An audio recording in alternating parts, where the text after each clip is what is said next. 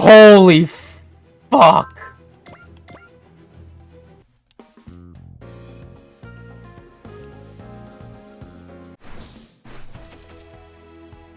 Ooh. A bunch of pre-supports. Okay. I wanna hear a guess. Does anyone think we'll be able to beat Hiro Yui's Ace Pilot speech of Duo told me something that had to be a joke, but I wanted you to be able to clear your name. He said you tore up Relina's birthday invitation. You didn't do that, right, Hiro? Hiro? And just cutscene ends. Fucking best peak Ace conversation. Though I still think overall, like throughout VXT 30 and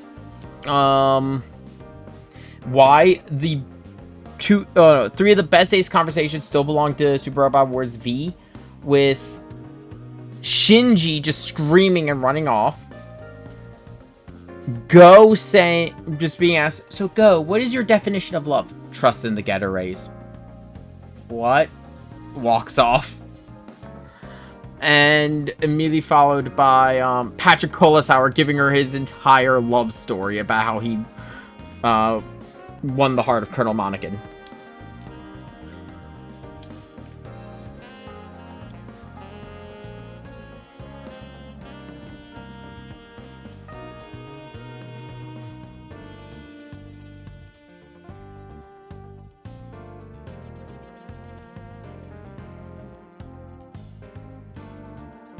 She really does.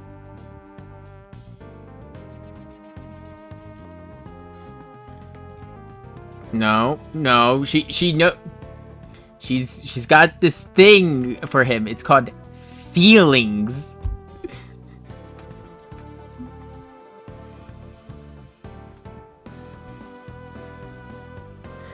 Though,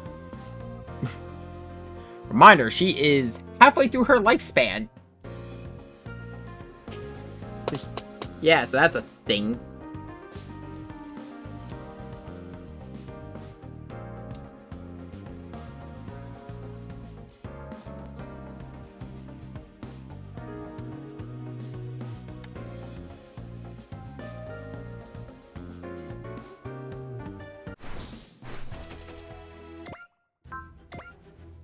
Okay.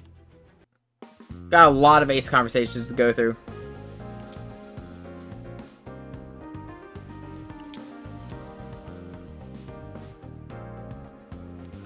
Oh yeah, the Zaft Reds. There were 3 of them in Sea Destiny. But one of them is dead.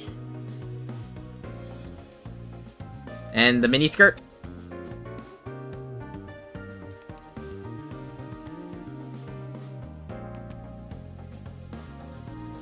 I like how they actually acknowledged it. Like, she's the only one who dresses like that.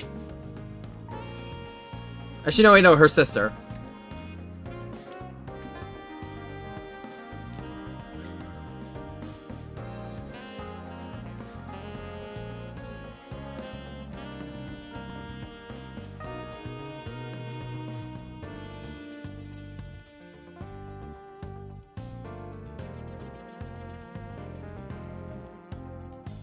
True, I forgot, her yeah, she's in charge of her wardrobe, so it's like, nah, Luna Maria, just giving her more clothes. Chiduse's actually also got a pretty good Ace Pilot conversation. Finding out that 9 just dropping the bomb, she's on a diet.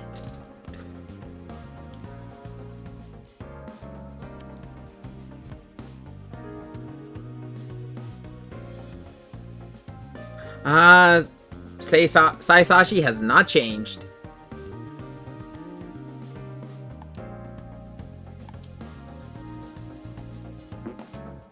Oh, right. Fuck, that's actually a bit of a... That just, I completely forgot about, Cecile. Cecile is the younger brother of, younger sister of Hans Holger. He was the representative of Denmark.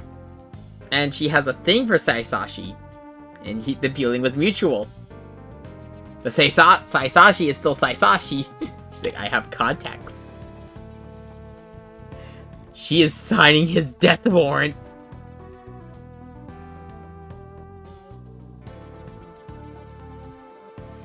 Rip Saisashi, it was good knowing you.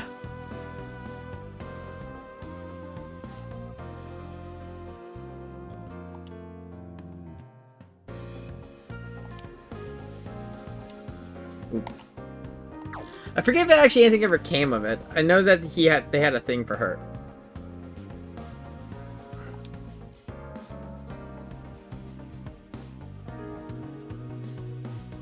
Actually, during Saisashi actually almost threw the match against Denmark because he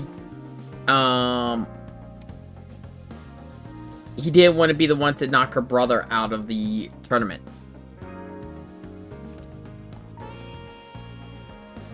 Yeah, dude, you made a mistake.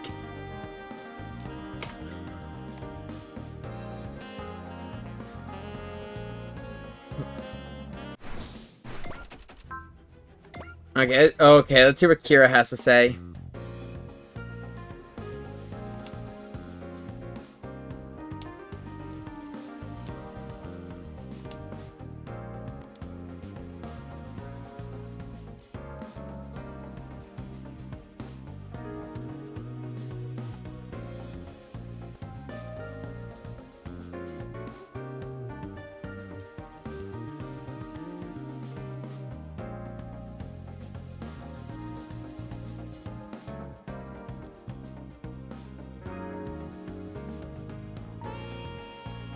Yeah, it probably feels a lot more like fighting on the Archangel to him than it did,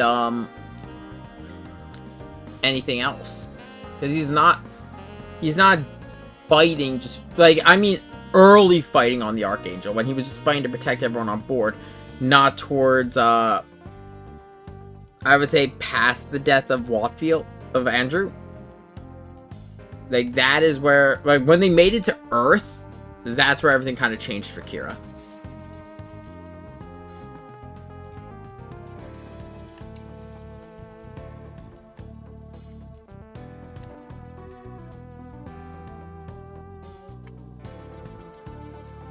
No, Kira won't do that. Aether needs to beat the shit out of him. Dude, that's a thing that happens in Seed Freedom. It's Kira keeps trying to shoulder the burden by himself, and Aether's like, okay. Grit those teeth, motherfucker.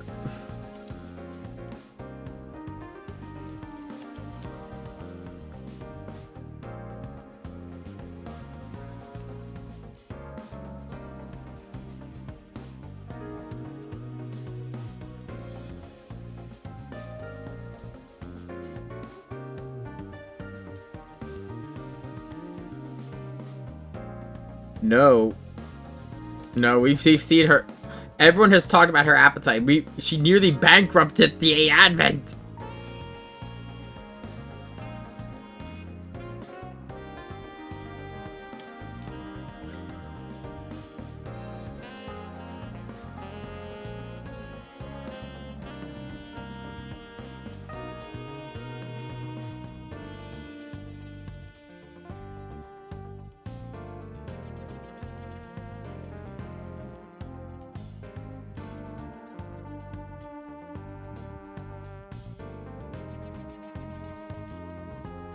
She's really going in on this. I kind of like her. Like the Ace conversations. Here's the thing: the Ace conversations are great for. I love the Ace conversations because of the fact not only do we get some pretty good gags, usually related, and some deep cuts to some of these shows. Whoever's hosting the Ace pilot conversations gives us some interesting dialogue, and insight on the character. 9 is by far still one of my favorite for them because she was consistent and she had a consistent through line with her questioning, which was always just you know, what their definition of love is. Then we had Spiro, who just kind of questioned everyone on just random things about them just to get to know pilots better. Rami just interviewed everyone. AZ was just more deep cuts and gags, really. It didn't really give you much of it because that was the one thing I will say I kind of like by the Ace Pilot Conversations of 30, that the fact that they were hosted by the pilot, like the main pilot. With the exception of their own conversation, which was handled by the captain.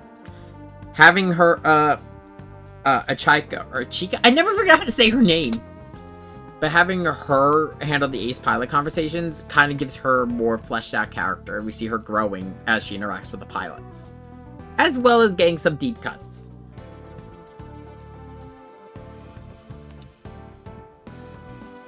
Dedication. Yeah, that describes Suzaku. Yeah, I think Lelouch would use the word boring, but yeah, they are best friends.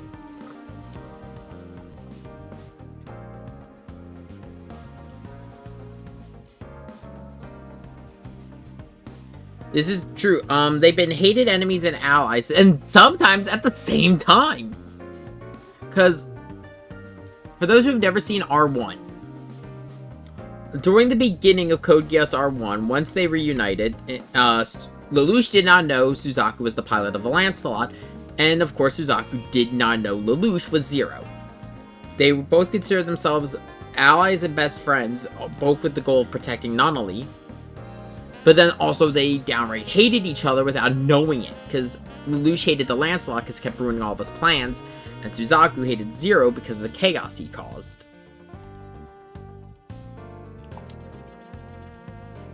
So they have a complicated relationship. They are friends, though, at the end of the day. Like, when everything is said and done, after everything with Charles and they come to the... and they have that meeting in Seas World, they just get everything... they bury everything and, like... the hardest point between the two was definitely Yuffie. Once they worked through that shit, they started... there's a bit of a rift still between them, but they still have each other's back.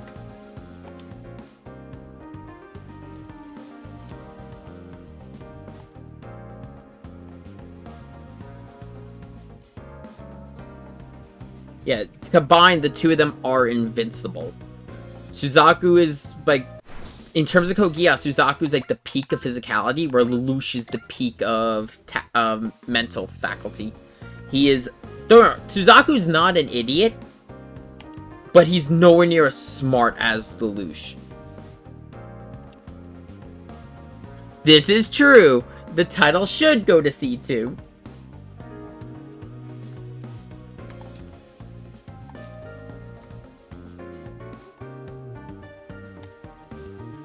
Oh god, she's gonna... That's a leader of an entire nation you're giving headpats to. God, I love C2. Like, in all honesty, C2 is great. If you've never watched Code Geass, she's such a fun character. Also, the fact that we get to see her in this outfit is something I like. Because this is... she does not wear this outfit at all in R3, if I remember correctly. This is specifically the outfit she wore during R1 and R2. And... it's the outfit she wore when she first met Lelouch. I also like the baggy sleeves. It's kind of fun. But yeah, every time... I love, like, moments of Code Geass. Like, the super serious dramatic moment. Hard cut to C2 just eating pizza. Oh god, she's gonna eat one pizza, isn't she? This is true! He has his mask off. So I guess by this logic, this means when Lelouch is walking around town, he's wearing the mask.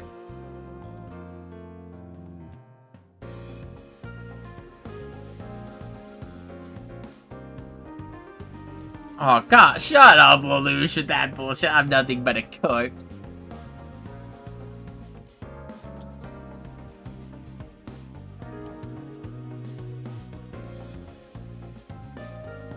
This is true. This is actually a bit of a callback. Unlike A Lonely King, when he was given the Geass, he was told it was the power of kings, but he would walk a lonely path.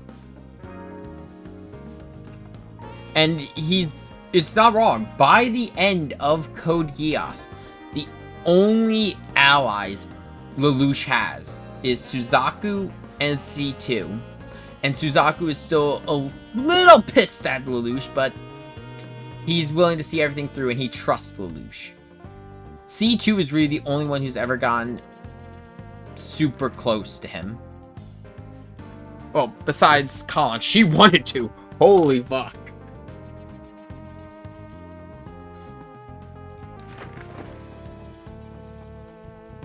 I like that the name changes. It goes from Lelouch to Zero.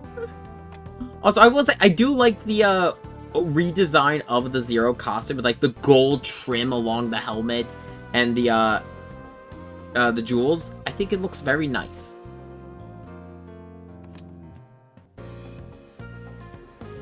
Yeah, no, Lelouch will always have a flair for the dramatics.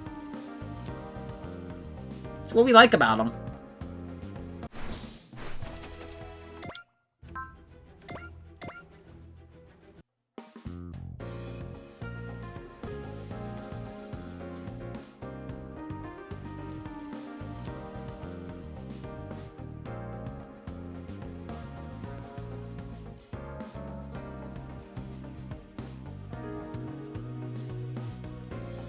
Really? Well, actually, no. Punch him right in the kisser.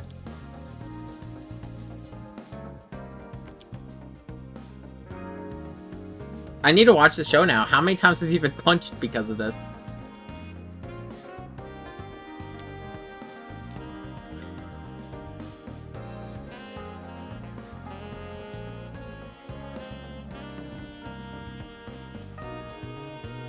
There's so many shows in this series that I need to watch.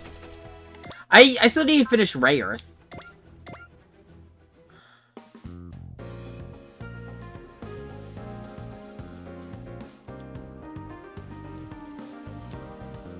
Her training.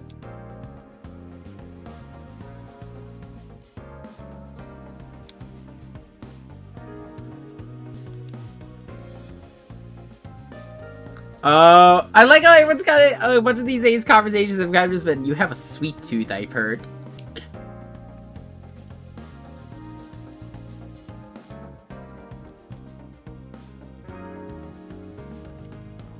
I think in this case, unlike with Shin and the others, where he's teaching like the School of Master Asia, I think with her, he's offering her just to be like a coach, like just to actually, like to help her with exercise.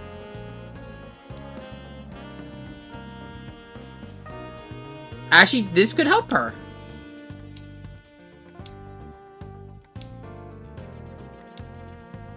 Of course we're doing the whole Master Asia speech. I love it. Though in all honesty, it actually would not be a bad thing for her.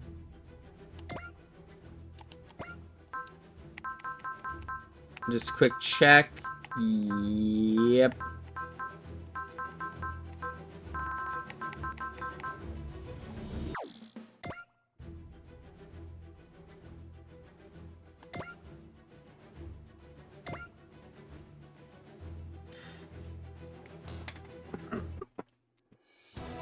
As I said, though, we're probably going to have a New Game Plus run. Just because I don't know what ending we're going to get. So it's going to be kind of interesting. And I'll be honest, this story has been so fun. And I've been having so much more fun with the various units that I don't mind doing this as a second playthrough. Especially because of the fact, like, besides just the better stat placement, I think, for all the characters. It also has been a lot more challenging. Well, with the fact I don't have the pilot points for skills. It says credits, so I've actually had to think about where I'm spending my credits. Because I need them to not just buy part. Well, the parts I never really buy. I'm more concerned with the skills.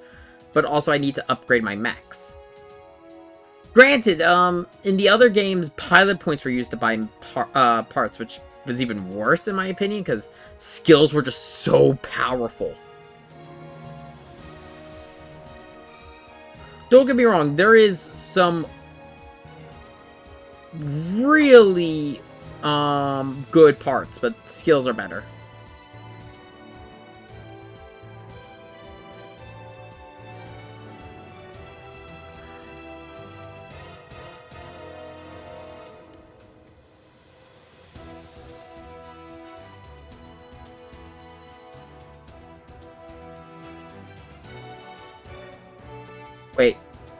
Are they looking into something else beside about Val X that we just aren't aware of?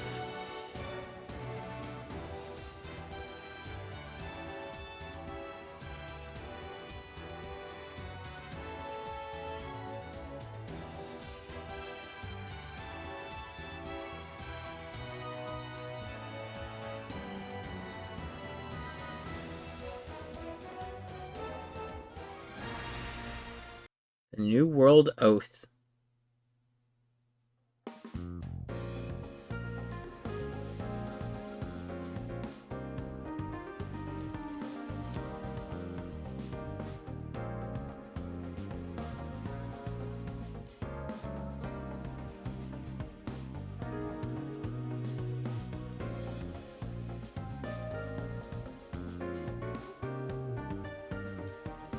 So,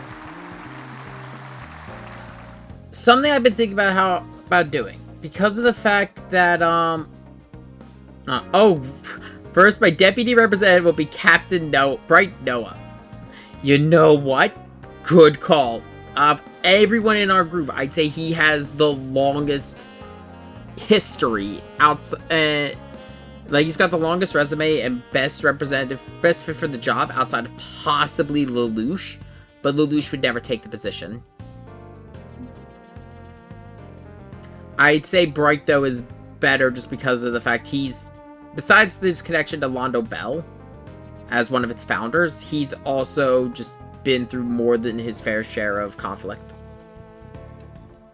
And you know what? Ogi makes sense as a chief secretary. He was one of the leaders of the Black Knights under Lelouch.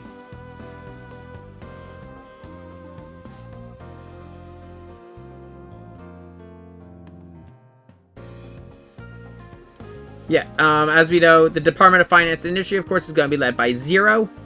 This was already discussed between her and Lelouch to get Lelouch out of debt. The fact that that is how he recruited Lelouch will never not be funny. The special advisor to the Department of Finance will be Mirion. Like, I like the fact that these positions are not filled with original characters. They're filled with characters from the shows.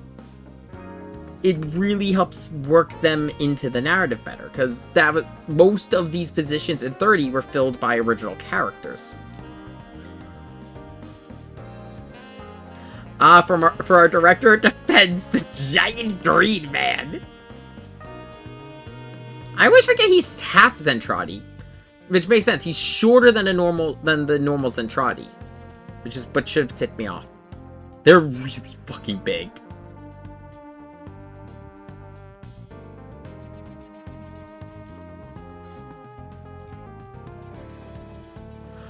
Okay, so Amuro Ray will be serving as the mobile team commander. That makes sense. Amuro has the longest mobile suit experience out of everyone.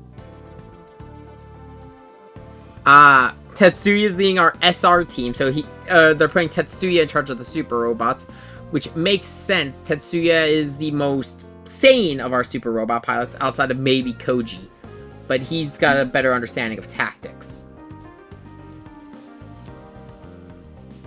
Disaster preparedness is Domon Kashu of the Shuffle Alliance. You know what?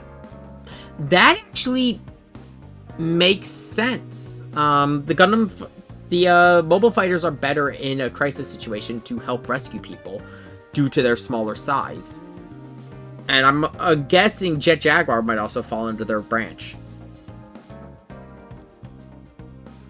Goro Otaki of the Otaki Factory, he will be leading Public Service Section 1. Okay, so he's gonna build and manage shipboard infrastructure.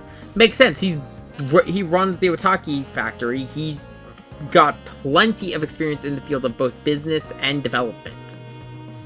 I'm liking these choices because they all make sense. Tamaki. Yeah, you know what? Okay, say what we might about Tamaki. He might be a royal fuck up. But he does legitimately care about citizens, and he's pretty good at street level stuff. So that's a good position.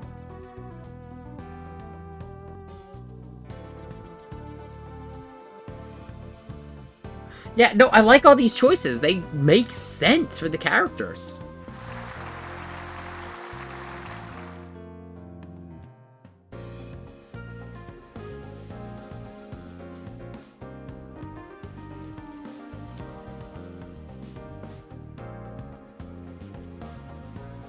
And you know what? This makes sense. Catra, so for those who are unaware, Catra has a background in business with the Winter Foundation. Catra's father was one of the first space colony managers. Things went really bad for him when Oz started their shit, but yeah, Catra has a business background.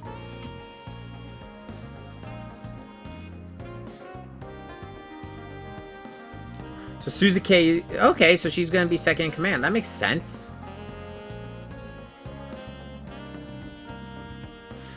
And yeah, true, he is a higher rank, but yeah, they're within the Earth sphere. This is Amuro's home turf. And also, while he is a higher rank, I'd say Amuro has more experience, especially with MS piloting, since Amuro has been piloting since he was a lot younger. Not to mention his time in the Grips conflict and the I'm assuming everything that went down with Amuro and Char happened, instead of happening during the second Neo-Zeon War, happened with the Neo-Zeon War. Based on the fact that they've referenced some of the conversations from Char's counterattack. That's surprising.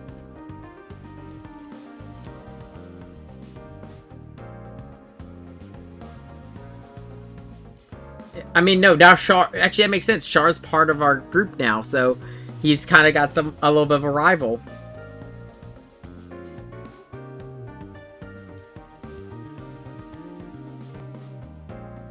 Yeah, so he's... Okay, so he's acting as a consultant unofficially, because he can't officially as a... the representative of Neo-Zeon. Ooh! Those are interesting choices. Choose Zex Marquise and Kira Yamato as his advisors.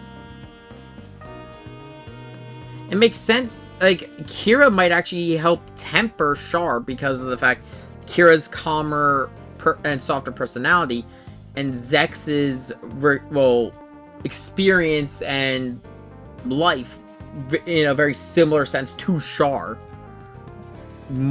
They might help learn from each other's experiences.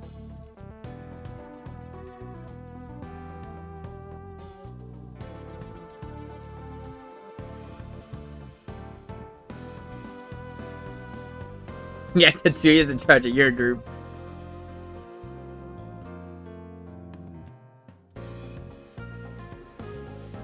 Okay, so we also have an intelligence division. Division. Yeah, so that's probably where ourselves, Hiroyui, and Suzaku are going to be. It makes sense. Suzaku cannot be publicly known as, you know, the whole Zero situation and him being fucking dead. Hiroyui always kind of excels at that. So I'd say probably Duo is going to fall under that too.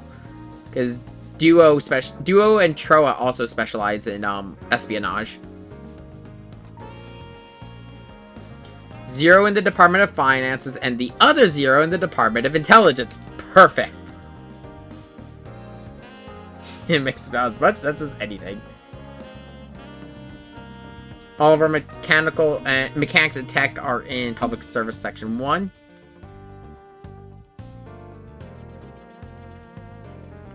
Why are they in Section 1?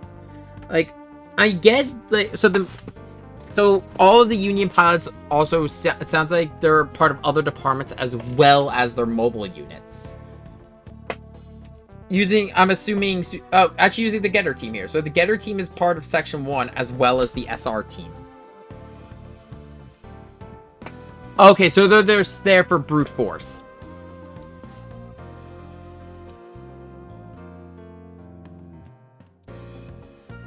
Yeah, they're all exempt. Hey, you got a job.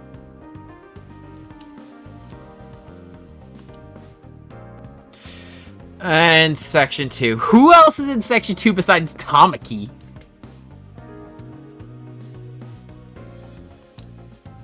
Of course Ogi was really doing that.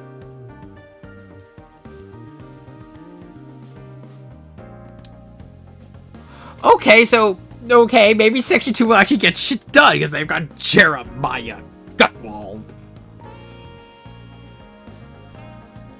Please tell me their color's gonna be orange.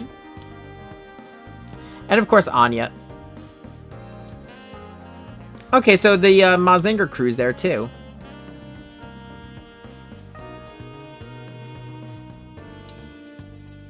So the MGP and the rest and the younger members of Dynazenon. Oh fuck. That makes sense. He's got experience as a hunter, so if we ever start running low on food supplies and need to actually go hunting, he'll be good there. Also, his skills would also extend to tracking and a bunch of other stuff, so he could serve a lot of different roles.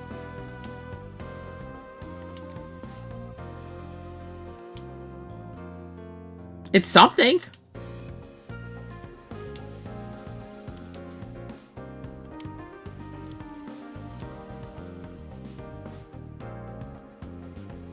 What the fuck?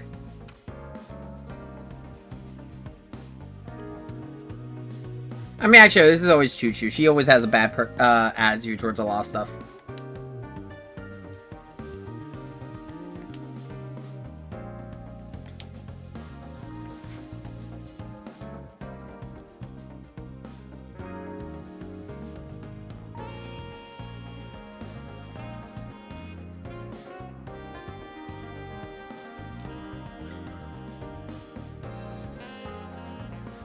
Why do you keep coming here?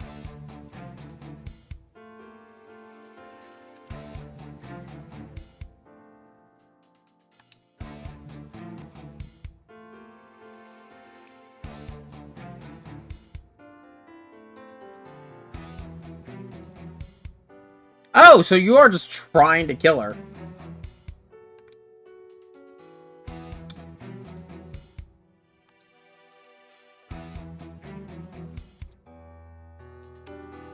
He is such a interesting antagonist, like, comparison to us, though.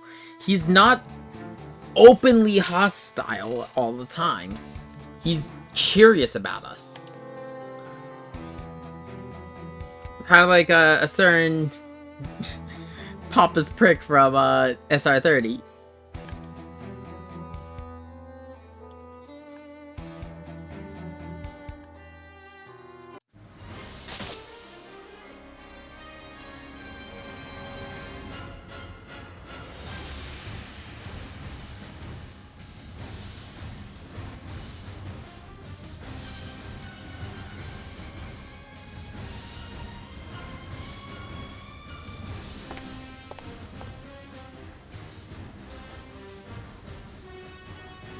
So he's stronger than Cross? What the fuck?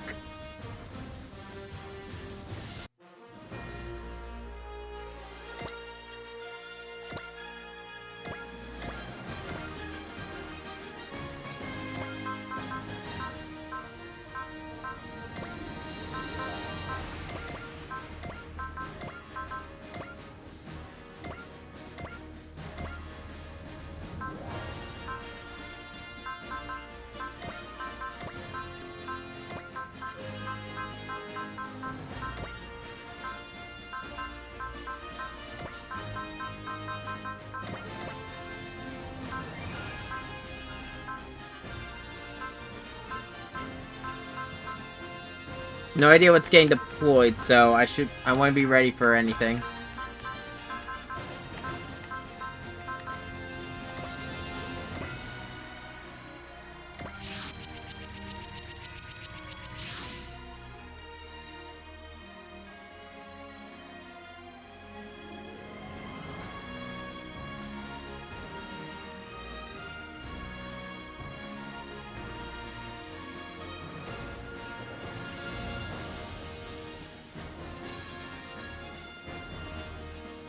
Might as well... Yeah, just drop it.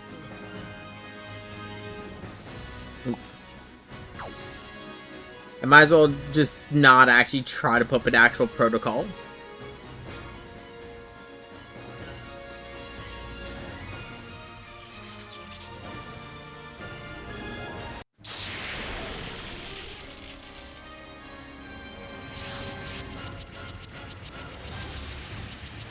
That's a lot of them.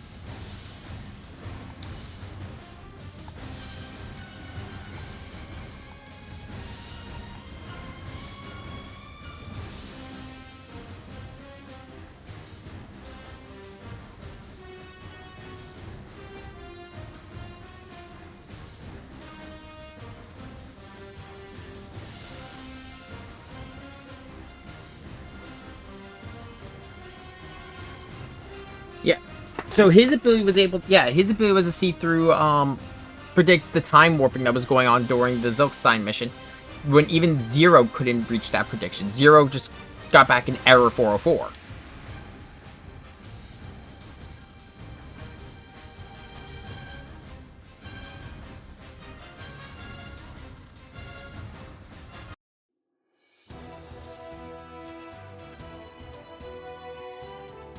Okay.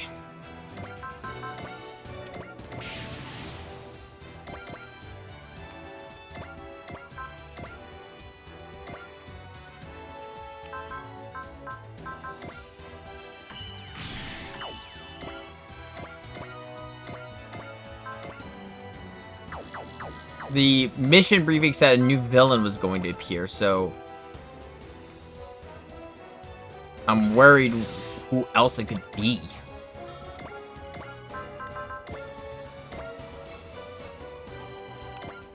Unless it's a new Getter villain.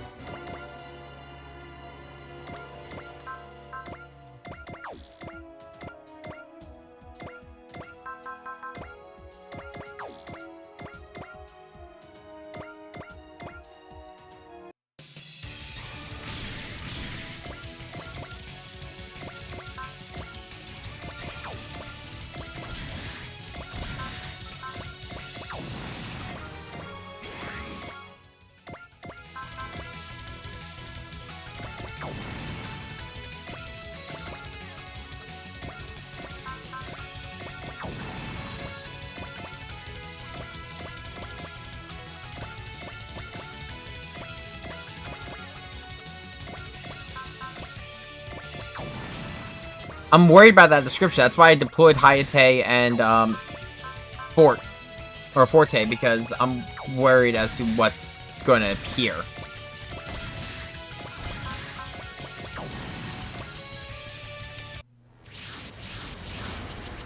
And it's a good thing I did. What the fuck? His machine's mass-produced?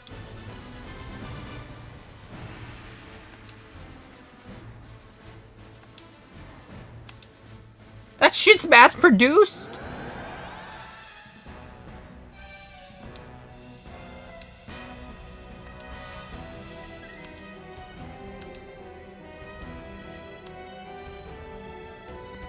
All the... Okay, so... Knight reacted, Chum reacted, Sho reacted, Camille has reacted, Raiden's freaking out, Lelouch feels it.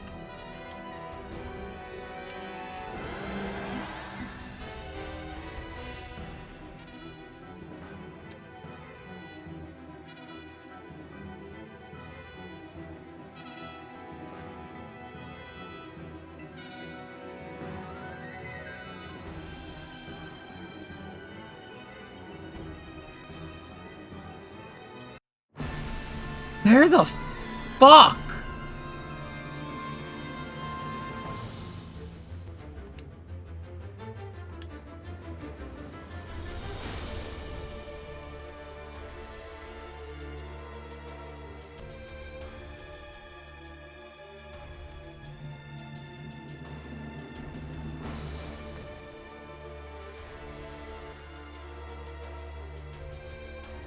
Okay, so it's an area that's on either of their databases. Daba doesn't recognize it. Where are we?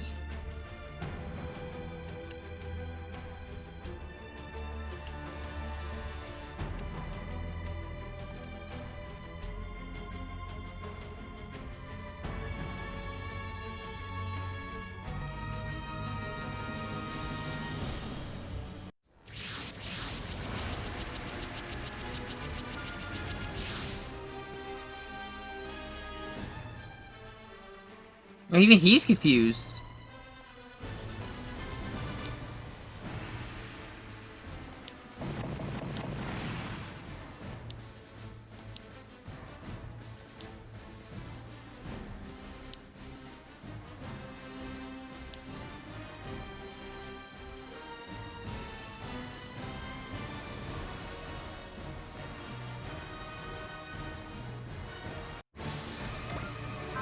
Where the fuck are we?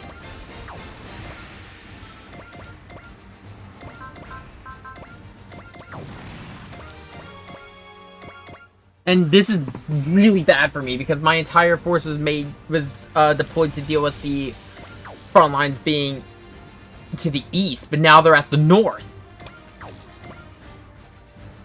So now I've got a vertical line facing a horizontal. This is not means that I've got a huge defensive gap.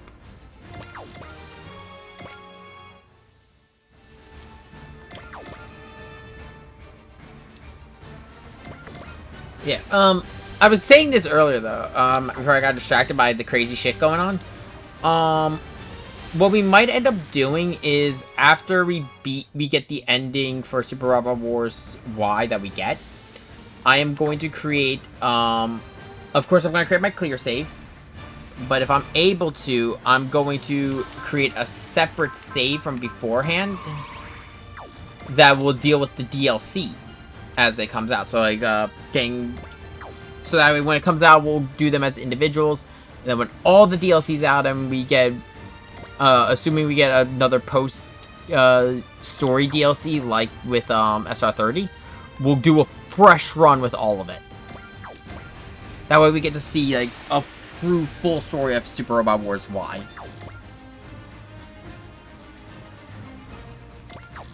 And I'm gonna be honest, I would actually have fun doing it that way because of the fact, as we know from 30, there's possibly new interactions that are gonna come from it. Not a whole lot, but like I could see certain characters from the DLC interacting with it.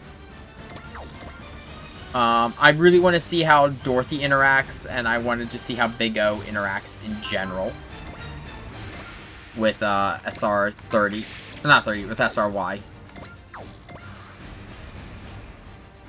What else could it be? Oh great, it's them again! And fucking hell!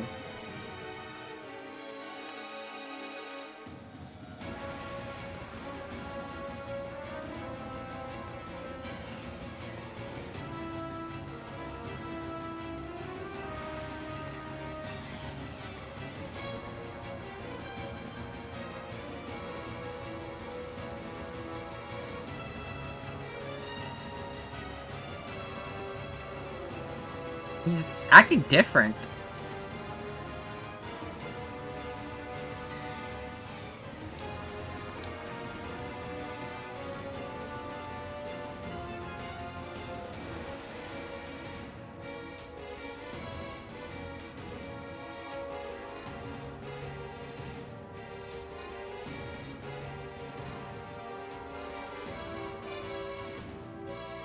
I hope we're not where I think we are.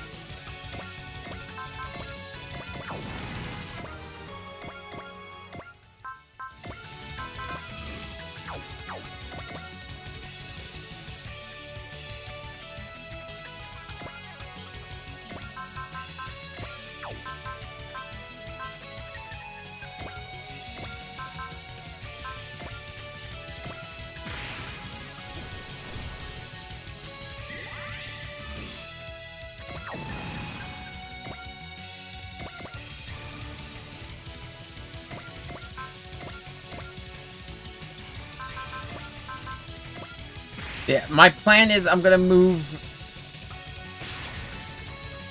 Forte down Forte to deal with the squad here to the south. This is rough because they essentially completely redeployed the enemy forces halfway through the level.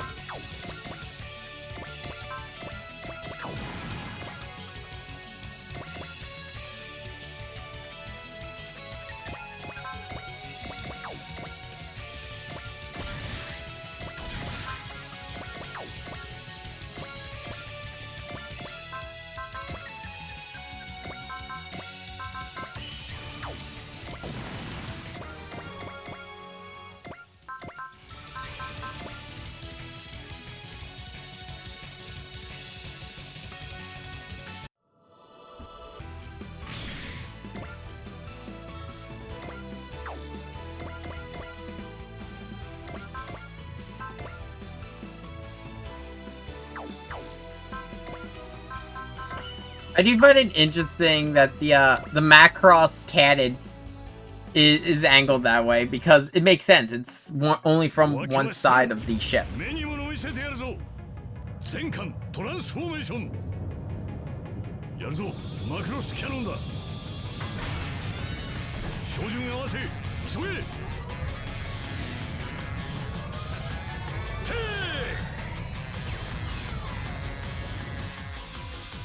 And yet the sides of the aircraft carriers do detach and are able to operate independently from the actual Macross. Jet Jaguar, I'm gonna have go help.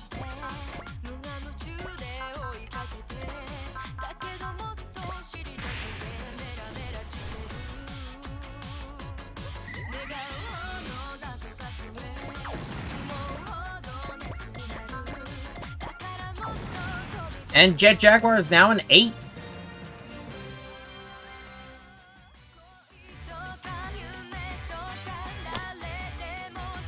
What the fuck?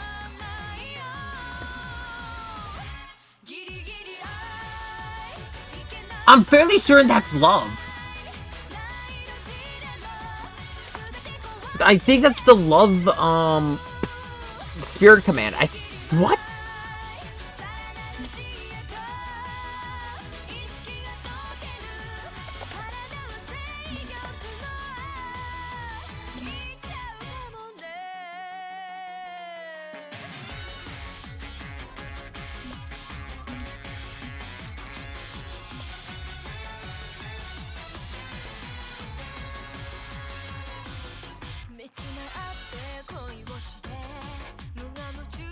They're all separate, but yeah, that's Zeal, Excel, Fortune, Gain, Bullseye, Flash, and Soul.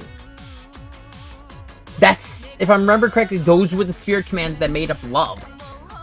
So I think those commands might be gone and just merged.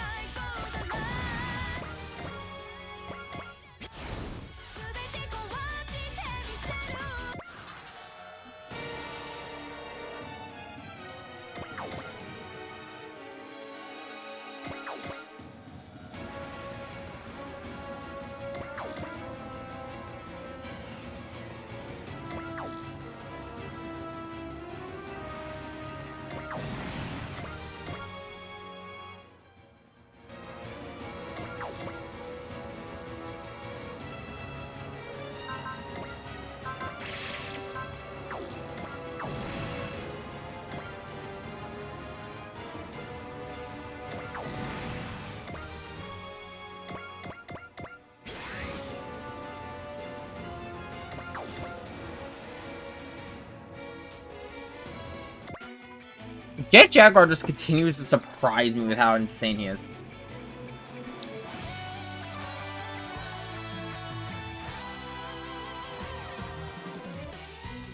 Alright, just skip that. I don't know why.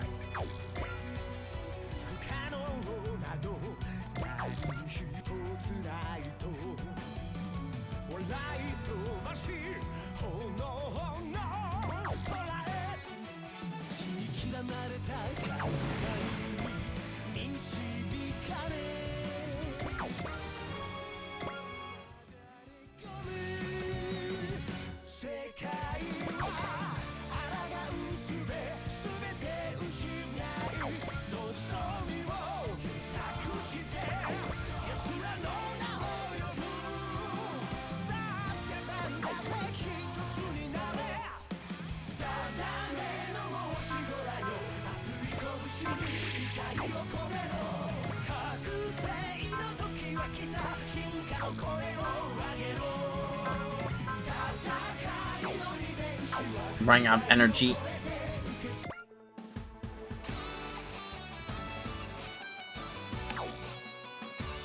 Just talk about threatening him.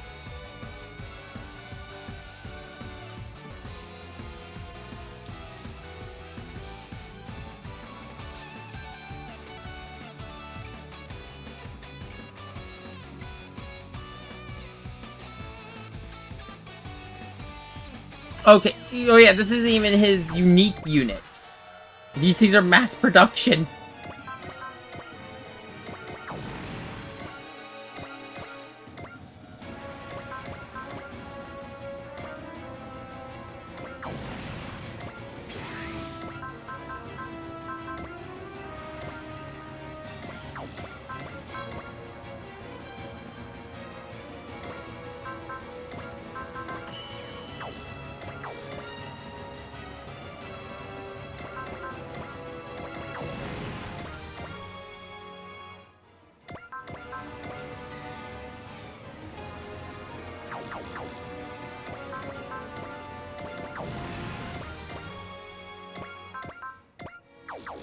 Oh shit, he's finally got his Hyper Aura Slash.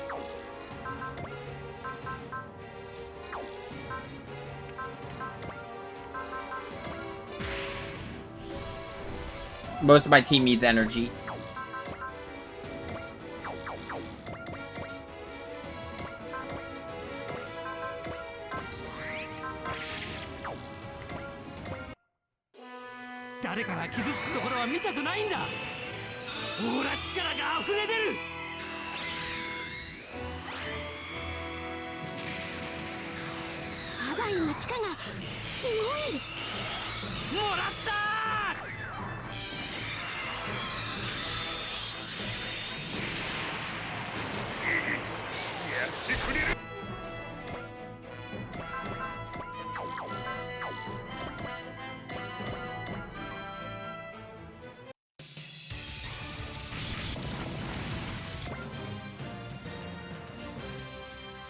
Okay, that's useful.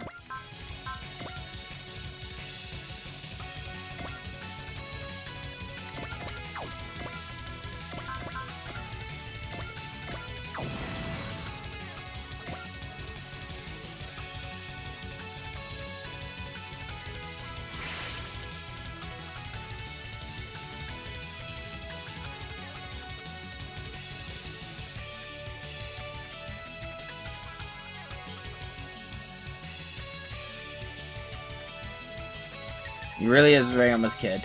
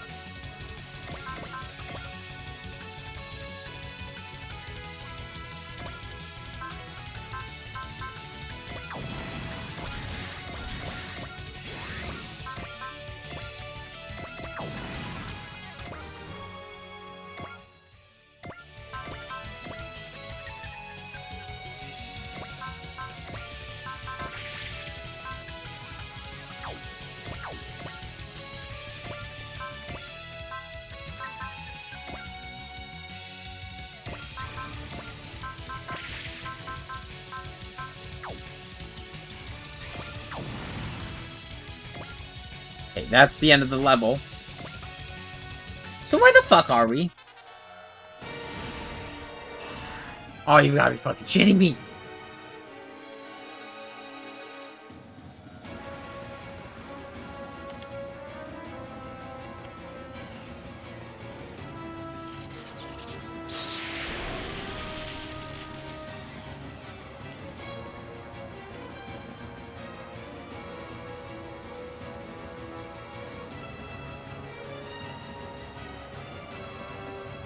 I mean...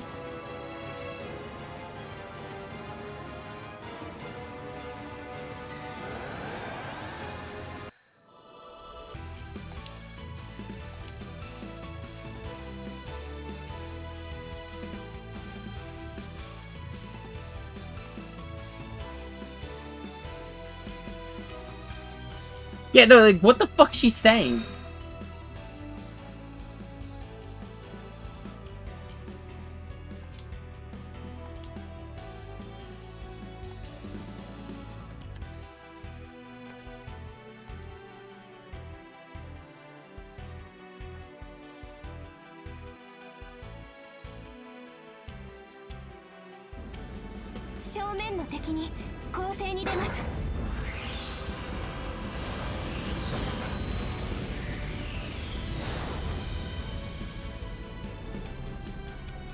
What?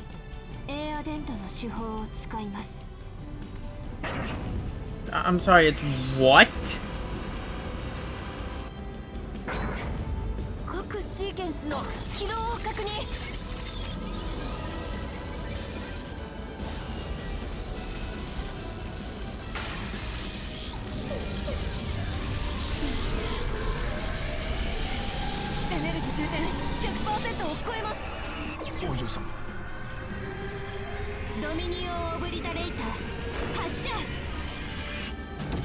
The what?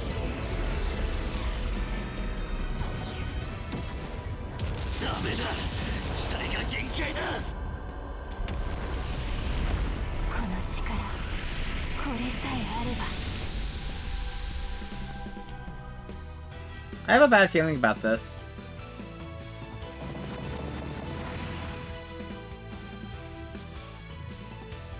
So, if I am correct, that was the future. To go a step further, there was a chance Emperor could have showed up there.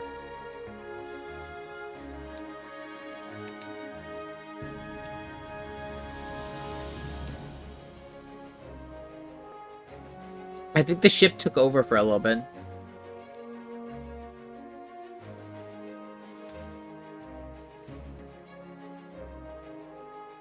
No, you weren't. What? Here's the thing. The Drostinger had its own bit in the machine. But I don't know if that's what's going on here. The ship has reacted weirdly to things like protoculture ruins, interdimensional wormholes. Are you kidding me? Holy faction alliance. It's the Sidal Drake Coalition, the Aerial Knights, Yazan's with them, Val X. It's all of our enemies together.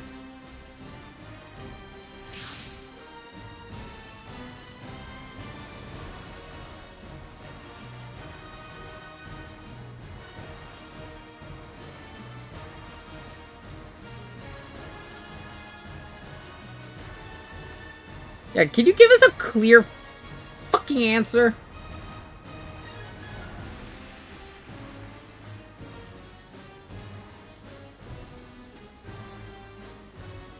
Oh, we're finally getting a war started.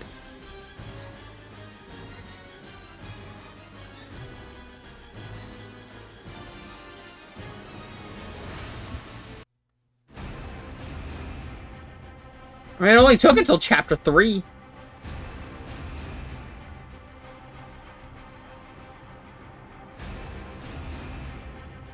Pan-Stellar Empire Ravel. So that's where Val X gets its name. Okay, so we know your position. You're chief strategist. So I'm guessing the other guy is the mobile force leader.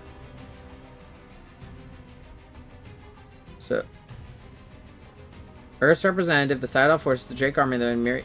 So he's united factions on Earth, Sidal forces, Drake army, Windmere.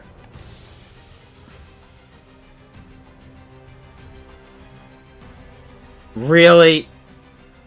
You would team up with this dick?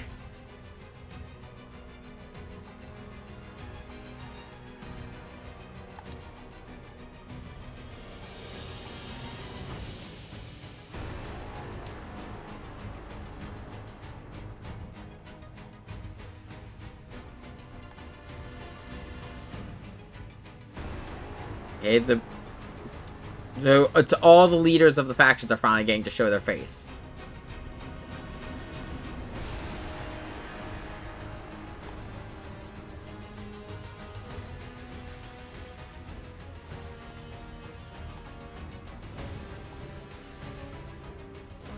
Yep. I don't know how this fucker's alive. That is my question.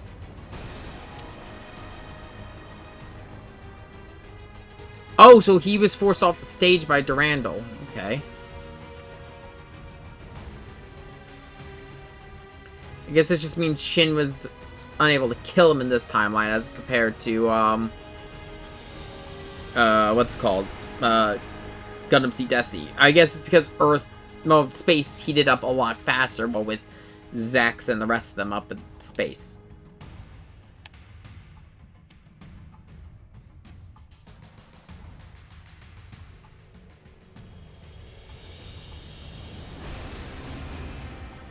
Ah, so you're the actual big bad of this group.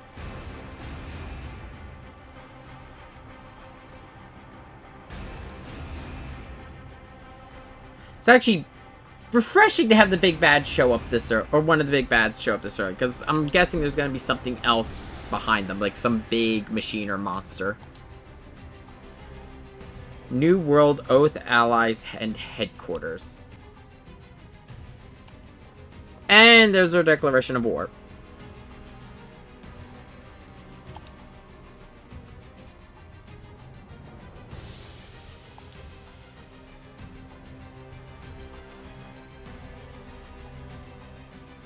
This is actually...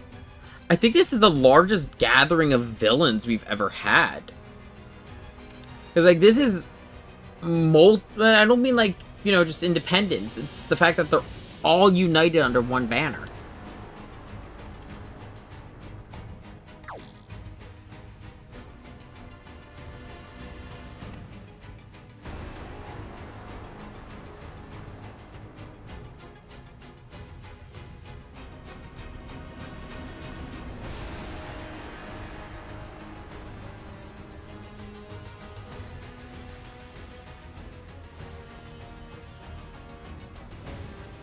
Yeah, that we will lose this fight. They have every single one of their ace pilots here. Or not every single, but they have a majority of their ace pilots.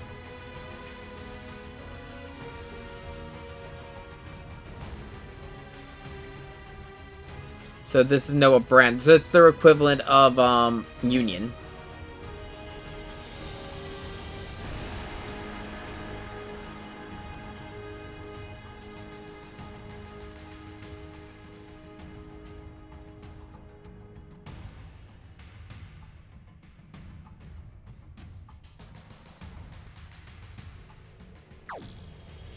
Give me fucking answers.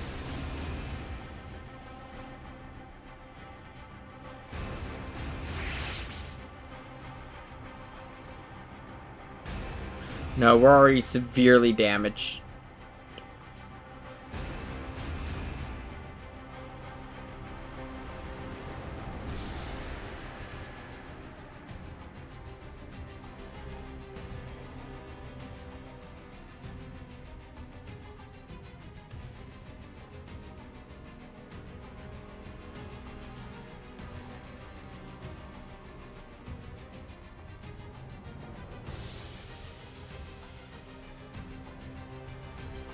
Yeah, I'm pretty sure the entire state of the world has just changed.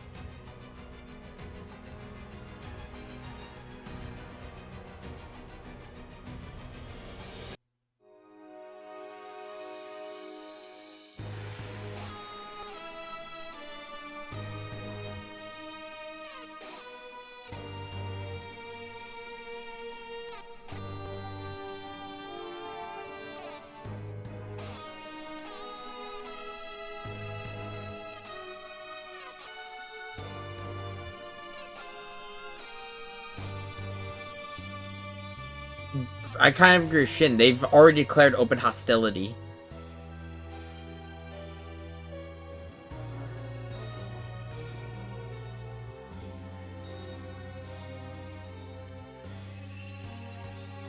Yeah, their target is everywhere on the planet, and they've got... I don't know if they have enough of their own forces, but they've got plenty of machines spread between those armies, because they've got the Drake... The only enemy faction who's not under that banner is the Kaiju Club.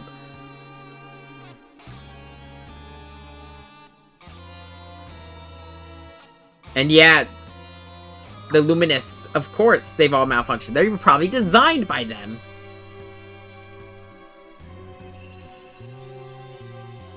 Yeah.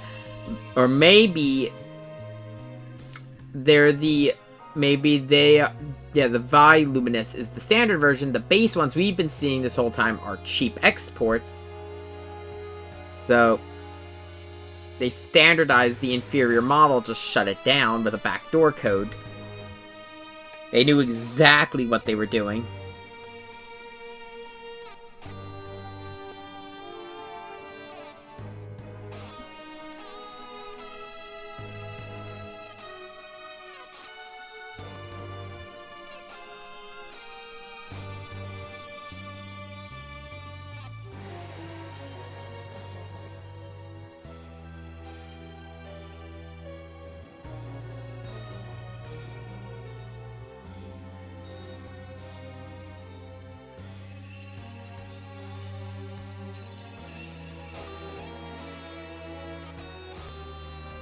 So they're beyond even anywhere that the Macross crew has seen.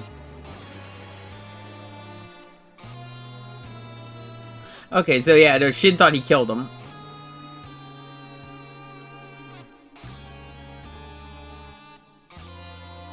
And yeah, because about the one calling out Blue Cosmos as the shadow government and all their shit was Durandal. Say what you might about Durandal's Destiny plan, the fact that they both went down at the same time did not leave... Well, it left a power vacuum, but it was filled quickly by, at least in space, by the Klein faction.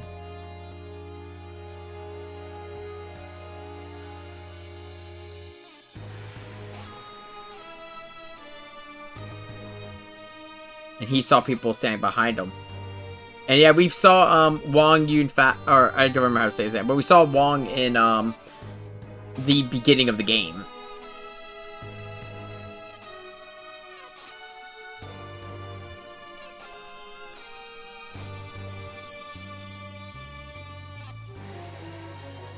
And that's why the Dark Army came back. Which means the Dark Gundam could get brought back. So we got, the Sidal, the Drake Army, the Kingdom of Windmere, and then we've got Blue Cosmos and a wielder of the DG cells. As well as Ravel. So, yeah, no, I kind of like this, though. We slowly led into a faction that's a united force of all our villains.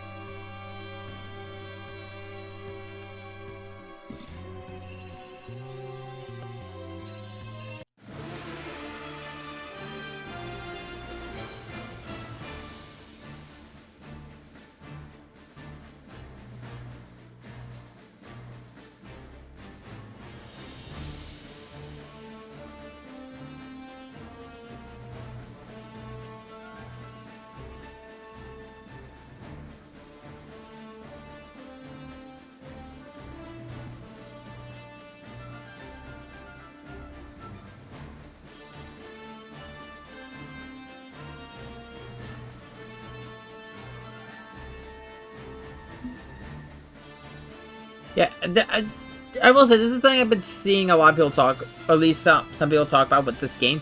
The fact that the plot is not just, oh, the Federation's in a bad spot. It's like the world was in a, not an awful spot, but like, it was in a tense spot before things started.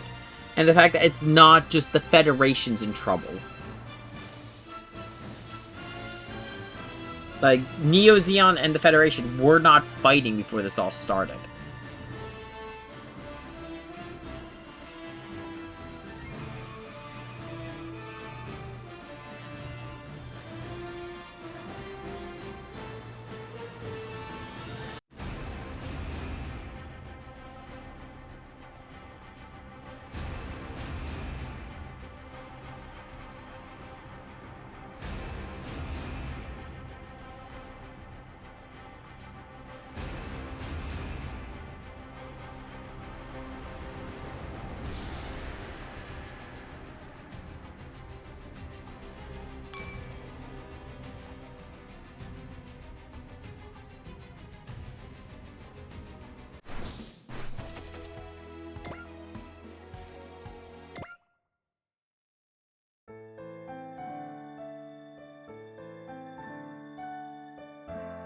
We've officially cleared Chapter 3.